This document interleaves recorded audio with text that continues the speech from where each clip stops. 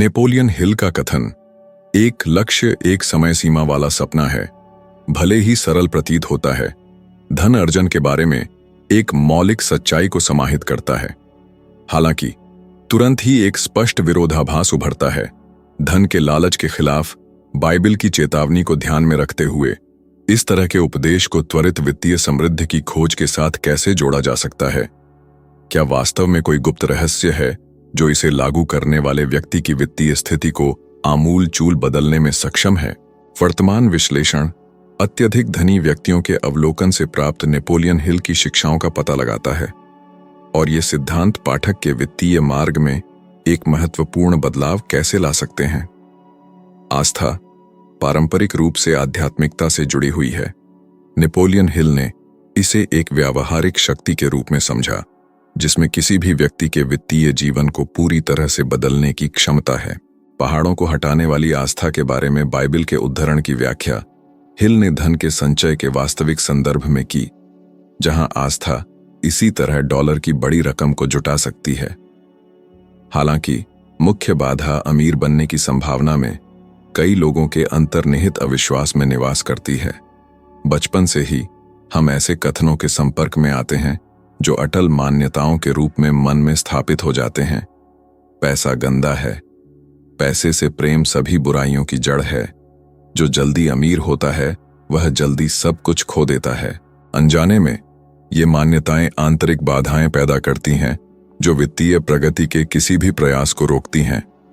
पाठक ने कितनी बार खुद से सवाल किया है कि क्या बड़े भाग्य का संचय एक सुलभ वास्तविकता होगी जो केवल भाग्य या प्रभावशाली संबंधों से विशेषाधिकार प्राप्त व्यक्तियों के लिए आरक्षित है? यह निरंतर संदेह स्वयं में विश्वास की कमी को दर्शाता है। हिल ने आस्था को एक खेती योग्य मानसिक रवैया के रूप में बचाव किया, न कि कुछ लोगों के लिए एक विशेष उपहार। जब कोई अपने वेतन के बारे में शिकायत करता है तो वह मानसिक रूप से कमी के विचार को पुष्ट करता है। इसके विपरीत उसी मूल्य को निरंतर विकास की प्रक्रिया में एक चरण के रूप में देखना प्रचुरता का बीज बोता है। अधिक समृद्ध भविष्य की कल्पना करने के इस सरल कार्य से प्रतिक्रिया करने के तरीके को बदल देता है। एक सीमित जीवन तक सीमित होने पर विश्वास करना संवर्धन के अवसरों की धारणा को कठिन बनाता है, भले ही ये प्रस्तुत हों।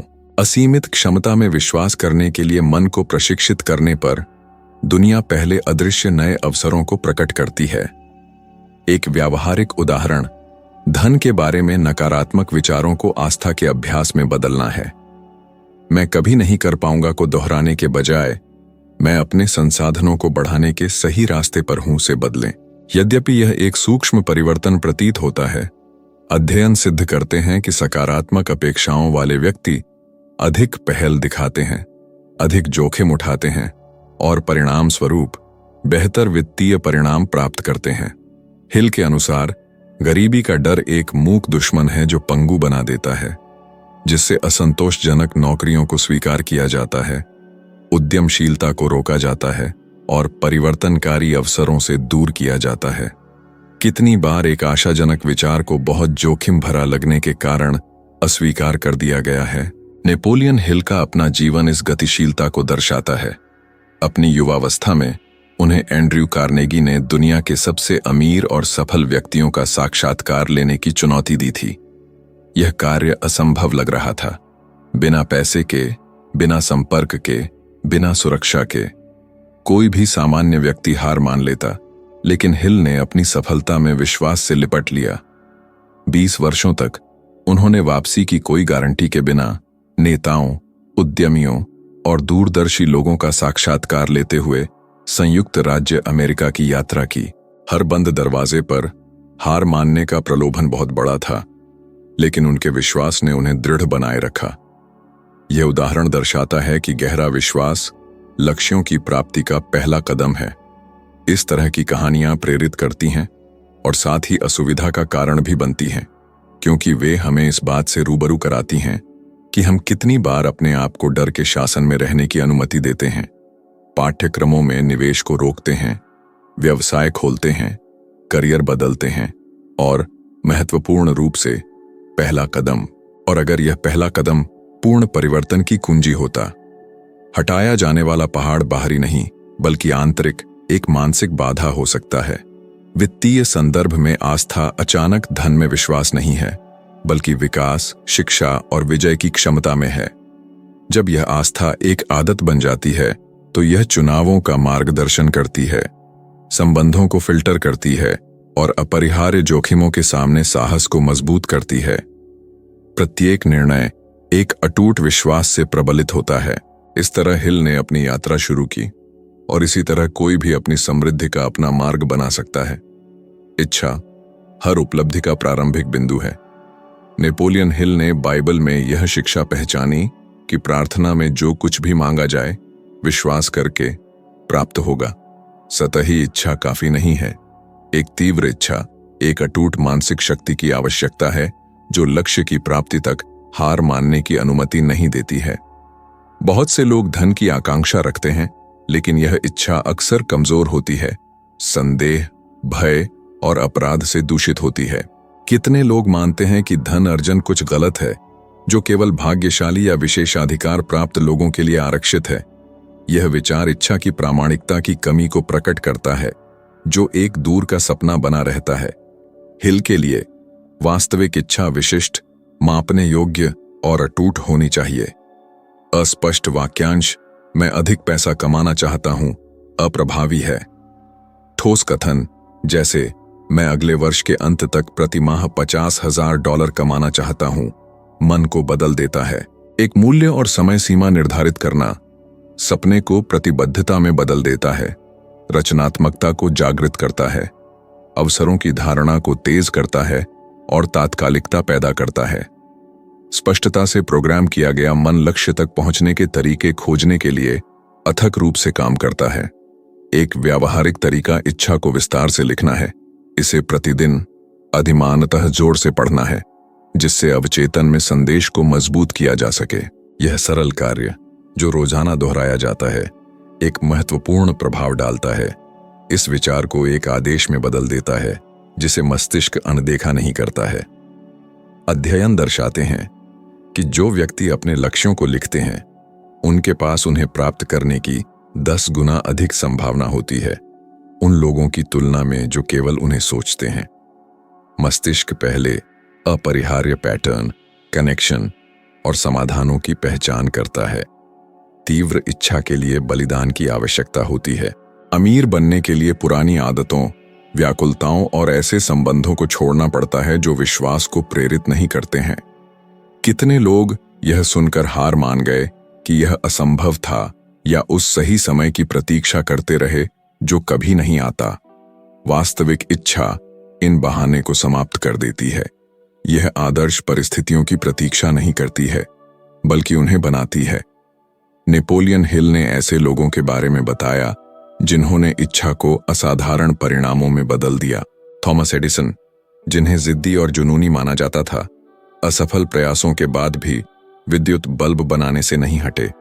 यदि उनकी इच्छा सतही होती तो वे पहली विफलता पर हार मान लेते, लेकिन यह एक तीव्र इच्छा थी जिससे अटूट दृढ़ता उत्पन्न हुई।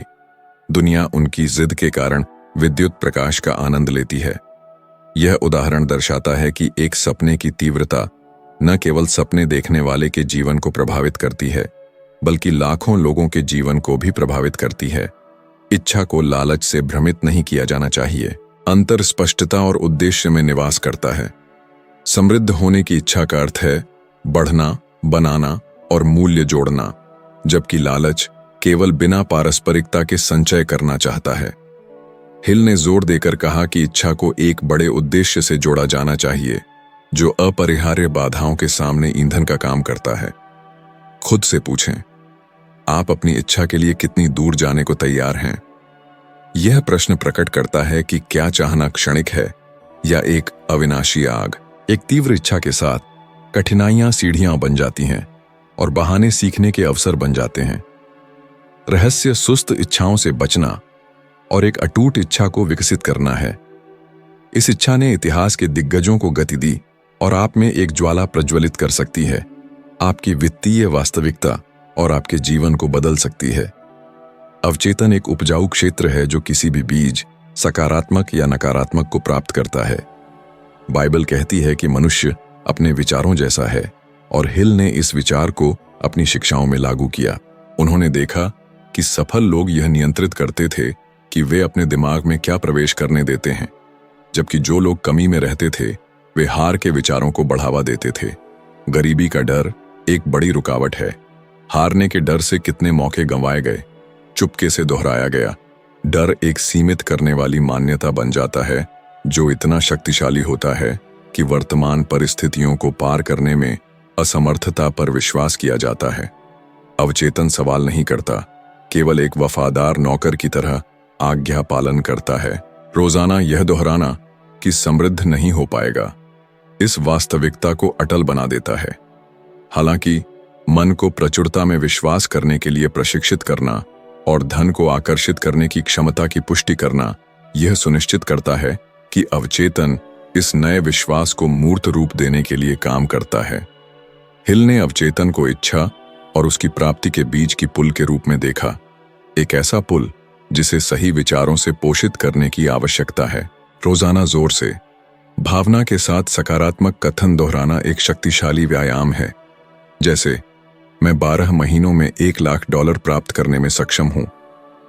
जैसे यह पहले से ही सच है, वैसे कहना महत्वपूर्ण है, क्योंकि जब शब्द भावना के साथ कहे जाते हैं तो अवचेतन वास्तविकता और कल्पना में अंतर नहीं करता है। वैज्ञानिक अध्ययन सिद्ध करते हैं कि 21 दिनों तक सकारात्मक कथन दोहराने से तंत्रिका संबंधों में बदलाव हो सकता है, जिससे आशावाद, प्रेरणा और ध्यान केंद्रित करने में सुधार होता है। यह रहस्यवाद नहीं बल्कि विज्ञान है। मस्तिष्क उसे प्रतिक्रिया देता है जिसे खिलाया जाता है। भावना अवचेतन का ईंधन है। ठंडे शब्द अप्रभावी होते हैं। प्रत्येक कथन को वास्तविक के रूप में महसूस करना आवश्यक है। आंतरिक संदेह शब्दों के प्रभाव को समाप्त कर देते हैं। हिल ने वांछित जीवन को जीने की कल्पना करने और उसकी कल्पना करने, खुशी, शांति और आत्मविश्वास को महसूस करने की शिक्षा दी। जितनी अधिक वास्तविक दृश्य होगी, अवचेतन उतना ही अधिक विचार को आत्मसात करेगा। लगभग 80% लोग धन के बारे में नकारात्मक विचारों को बढ़ावा देते हैं, आर्ण और कमी के बारे में सोचते हैं। इस चक्र को दोहराने के लिए मन को प्रोग्राम करते हैं। परिणाम एक ऐसा जीवन है जहां संसाधनों की कमी लगातार प्रतीत होती है, जो मानसिक प्रोग्रामिंग का प्रतिबिंब है।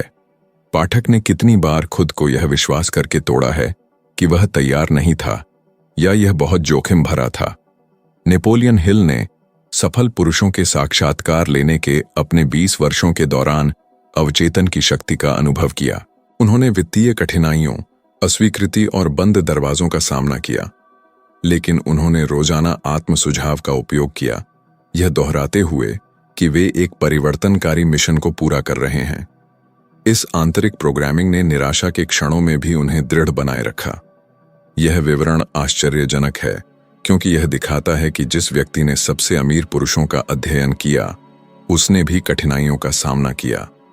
अगर हिल अपने मन को सहयोगी बनाने में सफल रहे, तो हम ऐसा क्यों नहीं कर सकते? अवचेतन 24 घंटे सक्रिय रहता है। अगर हम इसे सचेत रूप से पोषित नहीं करते हैं, तो इसे बुरी खबरों, शिकायतों और असफलता की यादों से पोषित किया जाएगा। रहस्य नियंत्रण ग्रहण करना, जानबूझकर विचारों, शब्दों और मानसिक छवियों को चुनना है। समय के साथ यह आदत बन जाती है और अवचेतन एक मूक सहयोगी बन जाता है। रास्ते खोलता है, सही लोगों को आकर्षित करता है और ऐसे निर्णयों को प्रेरित करता है जो संयोग लगते हैं, लेकिन प्रशिक्षित मन के फल हैं जो समृद्ध होने के लिए प्रशिक्षित हैं। जो इसे समझता है वह जीवन को अलग तरह से देखता है, क्योंकि वह समझता है कि बाहरी दुनिया आंतरिक दुनिया का प्रतिबिंब है जो बनाई गई है। निर्णय भाग्य को ढालते हैं। हिल ने महसूस किया कि अमीर पुरुषों में एक समानता थी कि वे तेजी से निर्णय लेने और उनका समर्थन करने की क्षमता रखते थे। बाइबल में ऐसे नेताओं के उदाहरण हैं जिन्होंने बिना किसी हिचकिचाहट के निर्णय लिया, और यह क्षमता व्यापार की दुनिया में आवश्यक है। अधिकांश लोग इसके विपरीत करते हैं, बहुत अधिक सोचते हैं और कार्रवाई में देरी करते हैं। उस समय का उपभोग करते हैं जिसका उपयोग कार्य करने के लिए किया जा सकता था।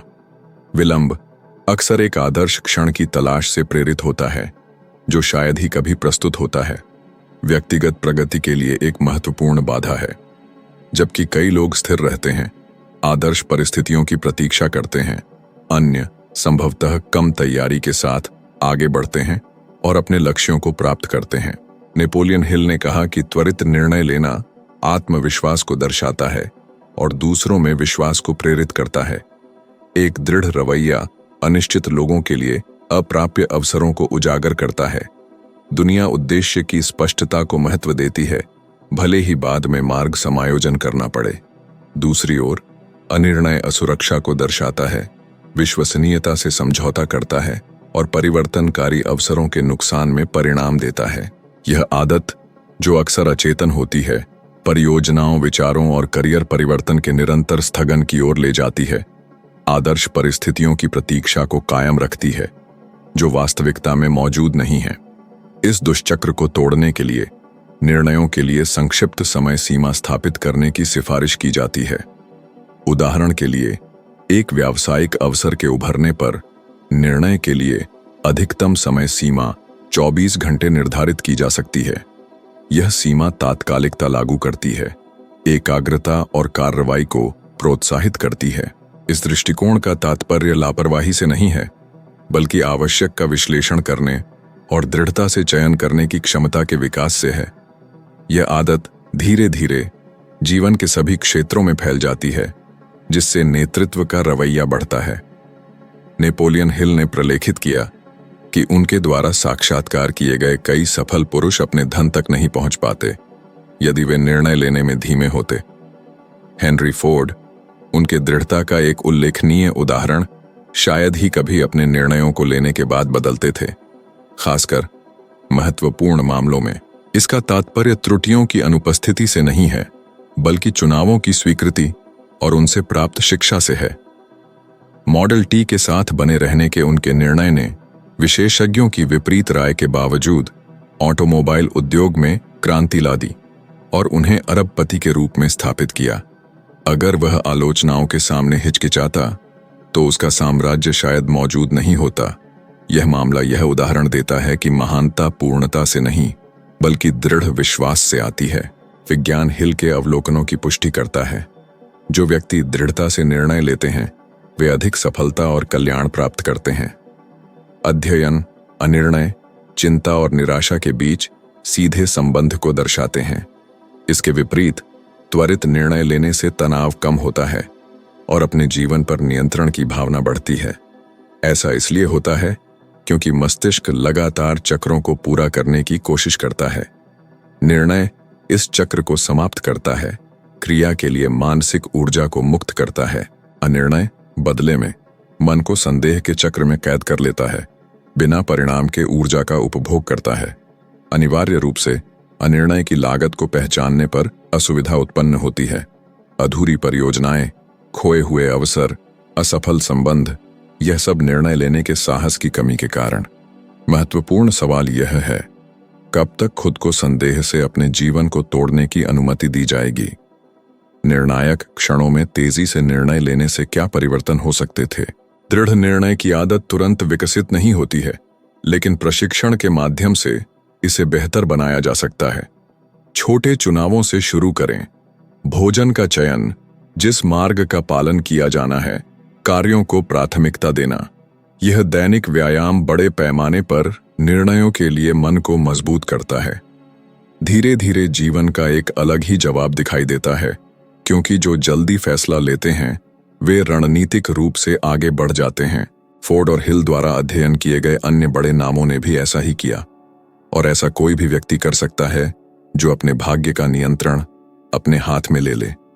दृढ़ता सपने और उसकी प्राप्ति के बीच का एक पुल का काम करती है। नेपोलियन हिल ने उन व्यक्तियों में एक समान विशेषता देखी जिन्होंने बड़े बड़े धन संपदा इकट्ठा किए थे। प्रतिकूल परिस्थितियों के बीच भी आगे बढ़ने की क्षमता। बाइबल सिखाती है कि जो अंत तक दृढ़ रहेगा वह बचाया जाएगा। हिल ने इस सिद्धांत को वित्तीय क्षेत्र में स्थानांतरित कर दिया, यह दर्शाते हुए कि दृढ़ता दिवालियापन, निराशा और हार के खिलाफ मोक्ष है। इच्छा करना और योजना बनाना आसान है, बाधाओं के बीच दृढ़ रहना दुर्लभ है। कितनी बार पहली असफलता के बाद एक महत्वपूर्ण परियोजना छोड़ दी गई है। यह प्रतिक्रिया आम है क्योंकि हमें यह मानने के लिए प्रेरित किया गया है कि त्रुटि अक्षमता का संकेत देती है, जबकि वास्तव में असफलता यात्रा का एक अभिन्न अंग है।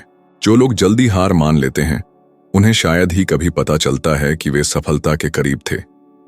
हिल ने कहा कि अस्थायी असफलता एक परीक्षा के रूप में काम करती है जो वास्तव में दृढ़ निश्चयी लोगों को उन लोगों से अलग करती है जो केवल सफलता के विचार से खेलते हैं।